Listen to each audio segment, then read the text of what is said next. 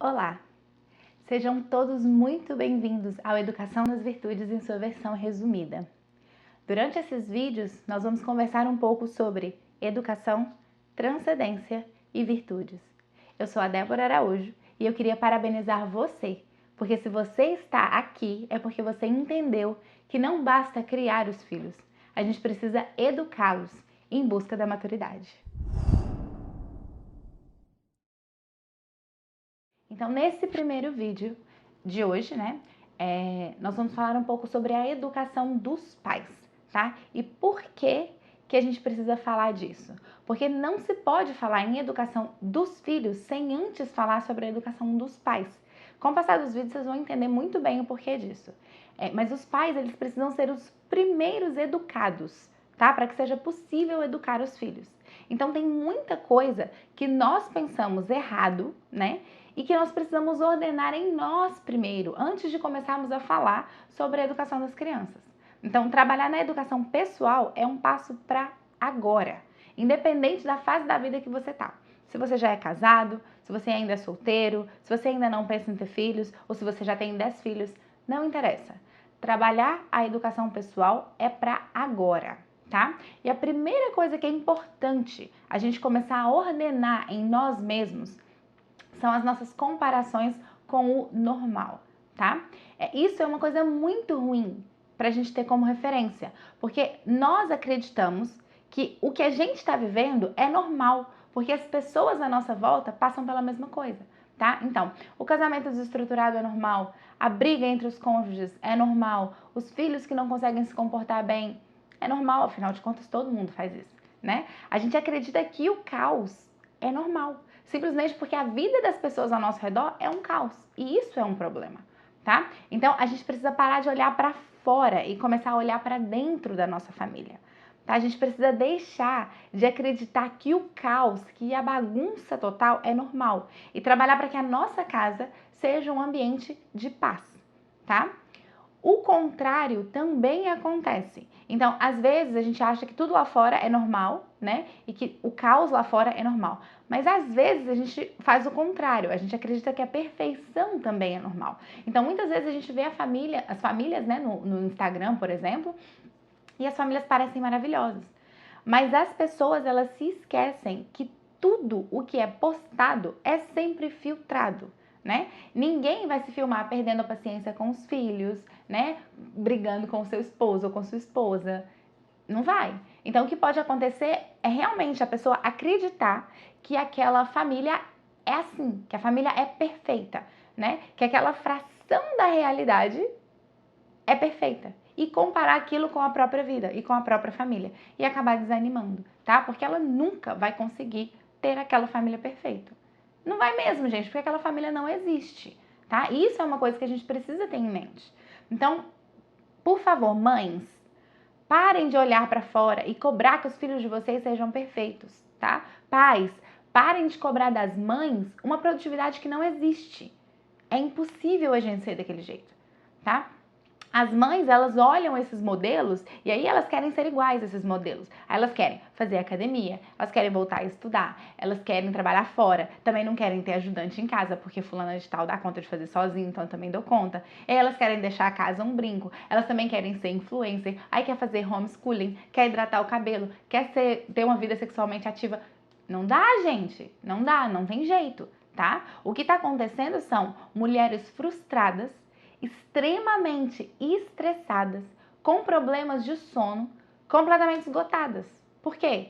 Justamente porque elas estão tentando viver uma vida que é fora da realidade, que é uma vida fora do normal, uma vida que não existe, tá? Então, eu não tô dizendo que é ruim vocês seguirem as pessoas que inspiram vocês.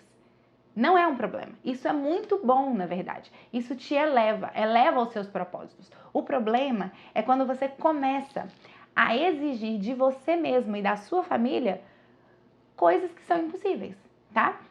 Então, saiba que às vezes a sua casa não vai estar limpa. Às vezes a louça vai dormir sem lavar. Às vezes um filho vai aprender a dormir sozinho com 3 meses de idade. Outro filho só com 5 meses de idade, né? E é isso.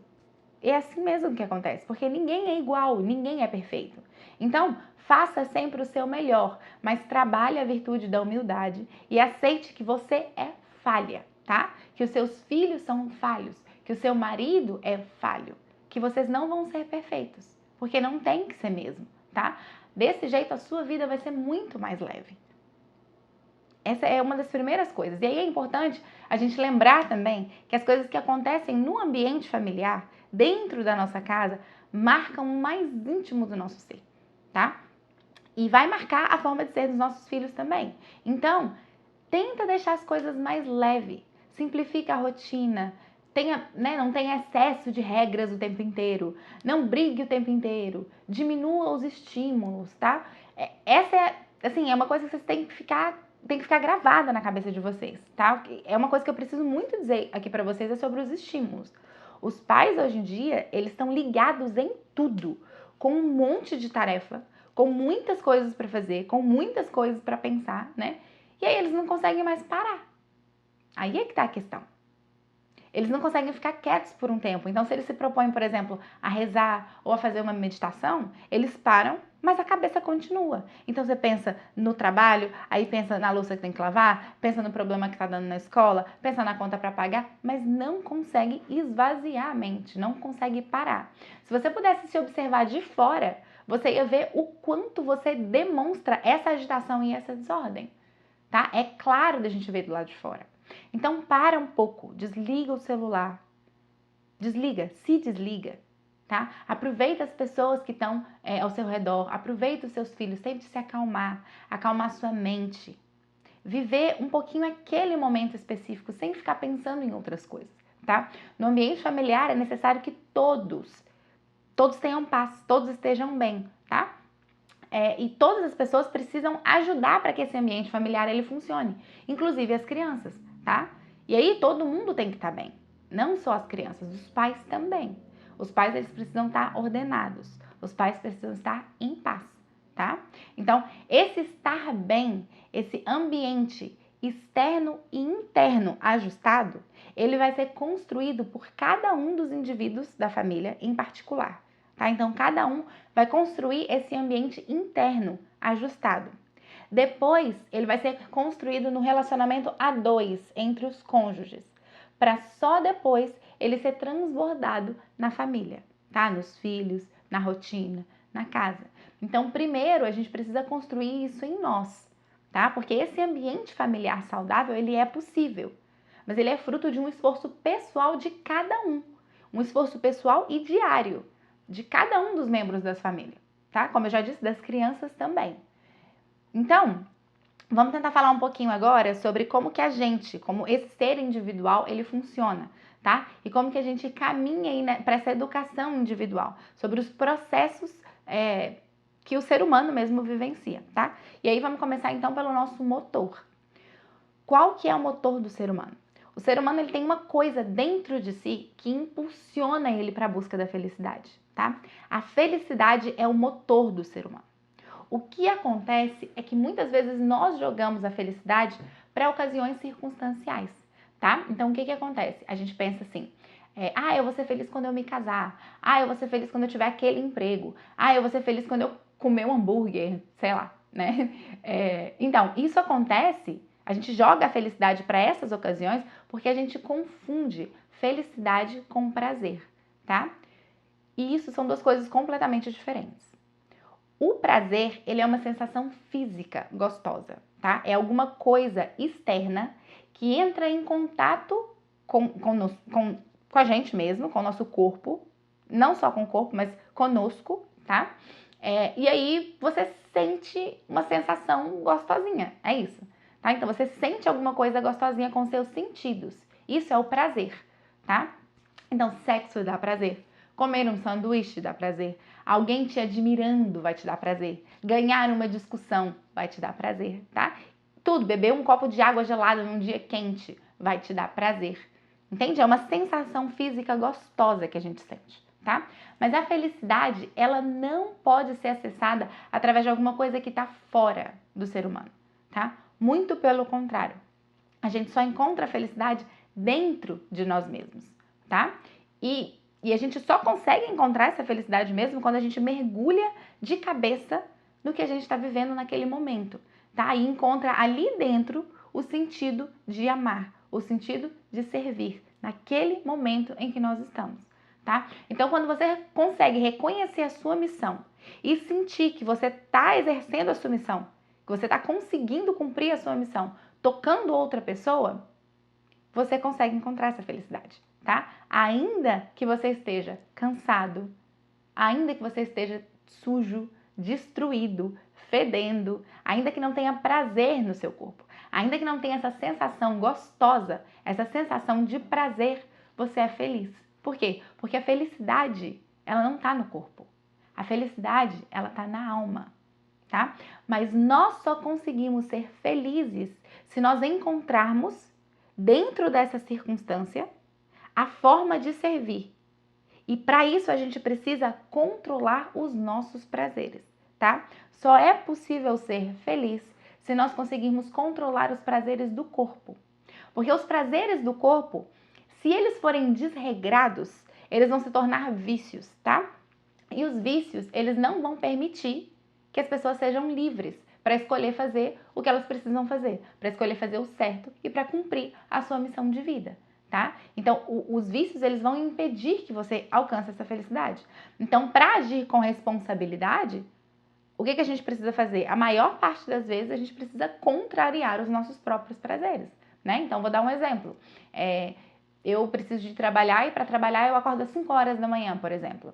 Acordar às 5 horas da manhã não é gostoso, mas eu preciso ser responsável, eu preciso fazer, entende? Então, eu preciso contrariar um prazer, eu preciso contrariar essa sensação gostosinha, tá? Gente, educar uma criança é trabalhoso. Educar uma criança é cansativo, às vezes é chato, tá? Não é muitas vezes prazeroso. Você não sente gostoso em educar uma criança às vezes, tá? Mas quão maravilhoso é quando a gente consegue ver que eles estão crescendo, que eles estão se tornando melhores, que eles estão se tornando seres humanos educados, que vão fazer a diferença um dia na vida de outras pessoas, né? Isso é o que vai dar sentido para todo o resto. Isso é o que dá o significado, o que dá o tempero da vida, tá? É isso que vai trazer a felicidade.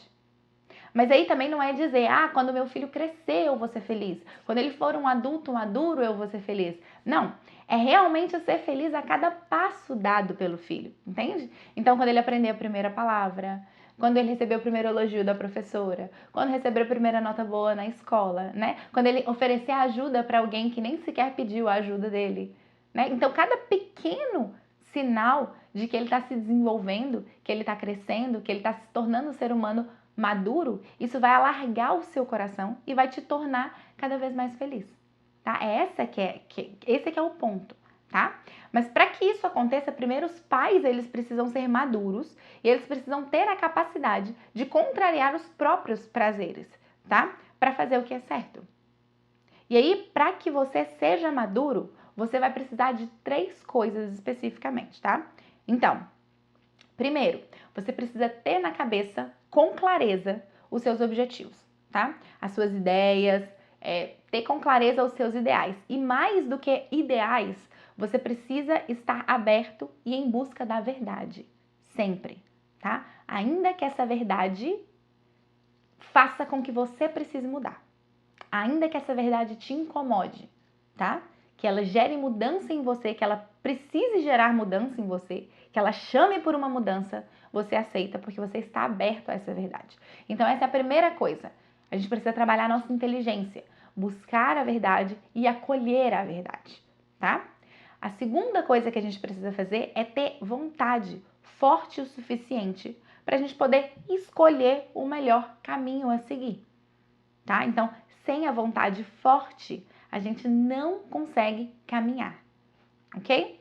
E o terceiro ponto, a terceira coisa que a gente precisa para alcançar essa maturidade é agir com a nossa liberdade, tá? Sendo fiel à verdade, sendo fiel ao que a gente sabe que tá certo, mesmo que doa em nós, tá? Então é isso que a gente precisa fazer. Então, primeiro a gente precisa trabalhar a nossa inteligência, ser aberto, buscar e conhecer a verdade.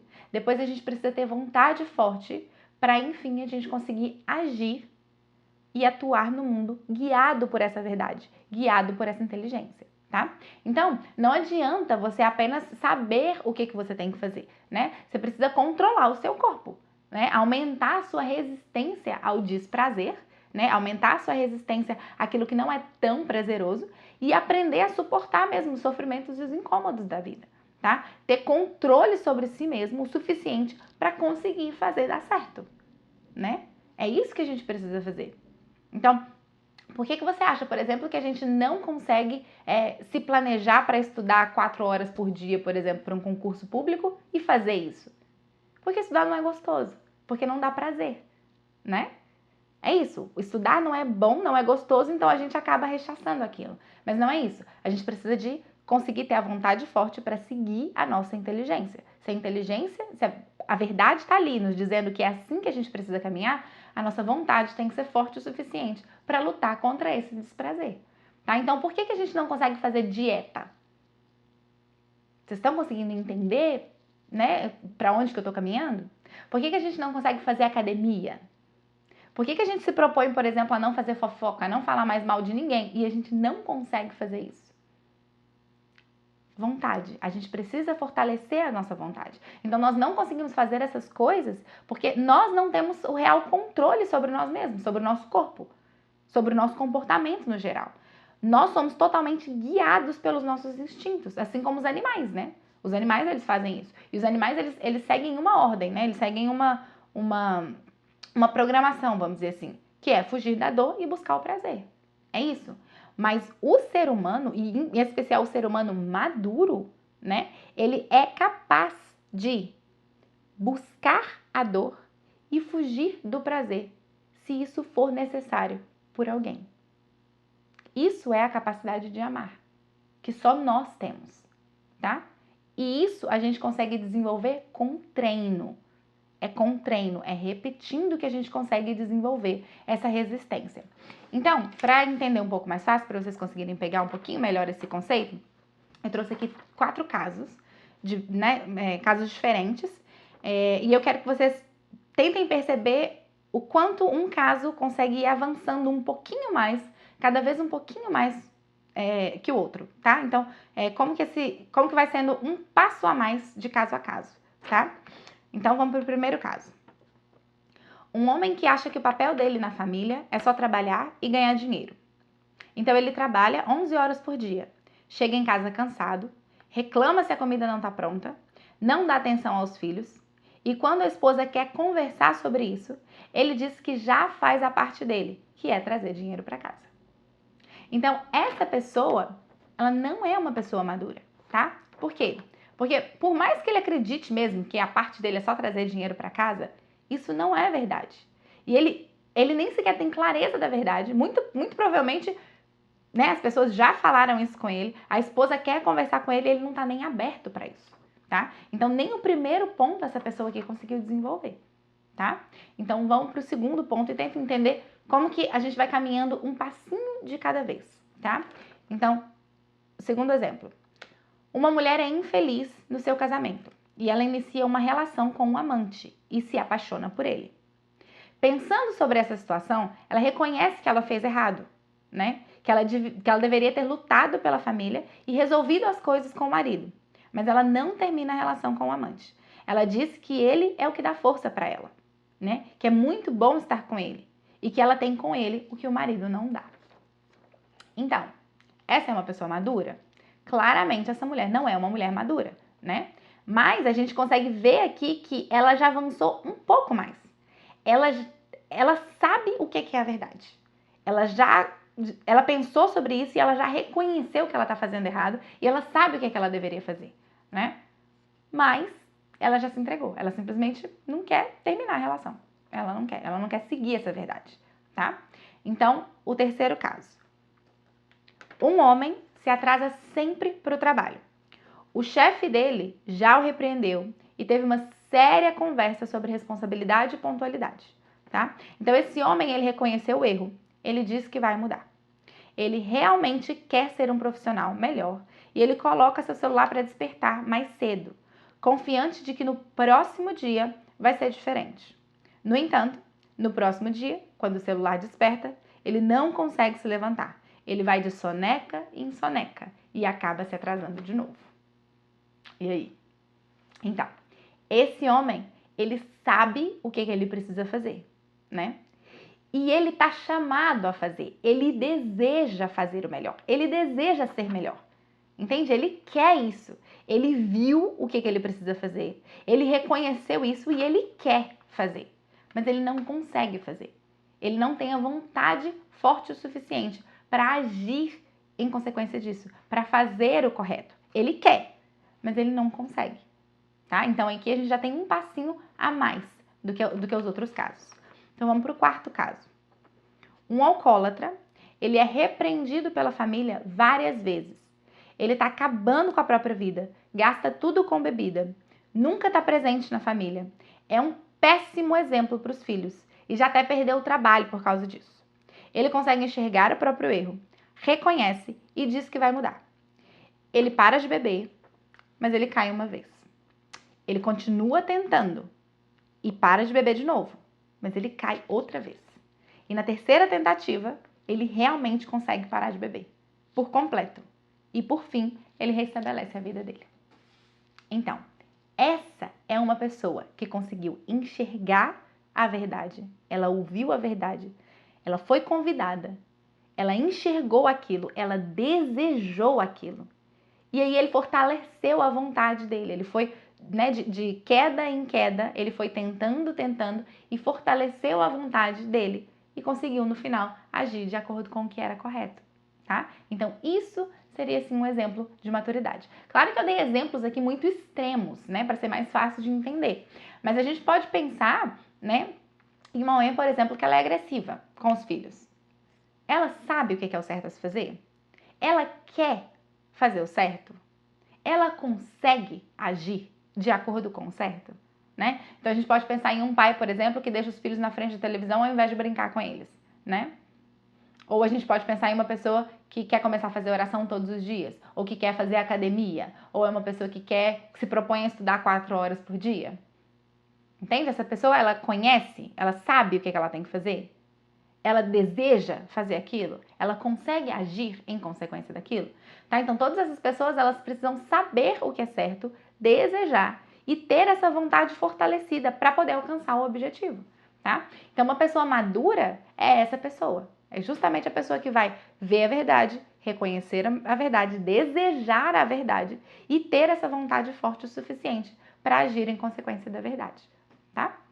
Então, no vídeo de número 2, nós vamos conversar um pouquinho mais sobre toda essa realidade, na criança especificamente, tá? E sobre como que a gente pode ajudar, né? Como que a gente consegue educar a vontade dessa criança desde pequenininha, tá? Para que ela consiga trilhar esse caminho da maturidade. E aí a gente vai conversar um pouco sobre o que são as virtudes e como começar a trabalhar as virtudes com os nossos filhos, tá? E aí os pais que nunca trabalharam a própria vontade, eles também vão conseguir ter mais ou menos uma ideia de como começar a trabalhar a própria vontade para se tornar um ser humano forte, um ser humano maduro, um ser humano fortalecido na vontade para conseguir ajudar os filhos a caminhar em busca dessa maturidade.